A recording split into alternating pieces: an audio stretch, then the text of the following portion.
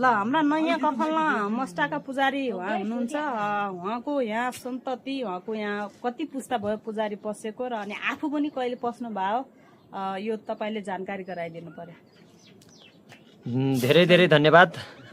सम्पूर्णमा नमस्कार, म बालकृष्ण शर्मा। आज हामी कफलना मष्ट मन्दिरको प्राङ्गणबाट मेरो साथमा हुनुहुन्छ आदरणीय व्यक्तित्व कफलना मष्ट देवताको धुम्यानी चण्डिका आर्सी हुनुहुन्छ।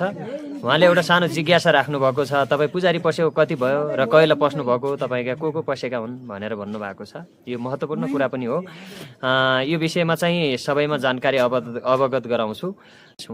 र पुजारीको कुरा गर्ने हो भने पुजारी मष्ट देवताको कफलमा उत्पत्ति भइसकेपछि, मष्ट देवता आइसकेपछि त्यहाँदेखि नै कफलना मष्ट देवताले नै रेग्मी परिवारलाई नै खोजेर पुजारी राखेको इतिहास छ। र म अहिले यो देवताको मष्ट देवताको पुजारी छु। मेरो अगाडि मेरो ठुलो बुवा आदरणीय व्यक्तित्व लक्ष्मीप्रसाद शर्मा पुजारी हुनुहुन्छ।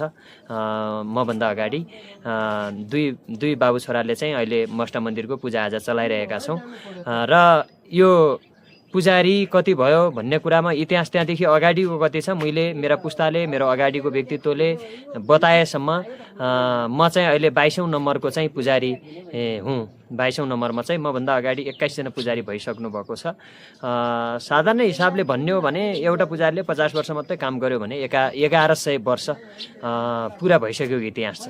कफलना मष्ट देवता त्यति पुरानो हो। यो अहिले नै बनाएको, यो अहिले नै मिडियामा आएर अहिले नै यहाँको कफलना छ कि के हो भन्ने बनाएको होइन। यो चाहिँ इतिहास, यहाँबाट ब्रान्चहरू देवी देवताहरू धेरै ठाउँमा पुगिसकेको, धेरै ठाउँमा गएको देखिन्छ।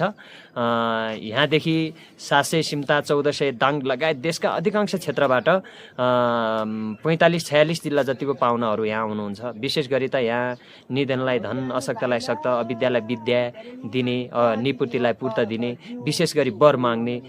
अहिले त यो पछिल्लो समय त यो मष्ट देवता मन्दिरमा त मेरो ठेक्कापट्टा घाटा लाग्यो, मष्टा मलाई राम्रो गरिदिनु पर्यो भनेर यहीँ पुगेको इतिहास छ। कोही विद्याका लागि, मेरो पारिवारिक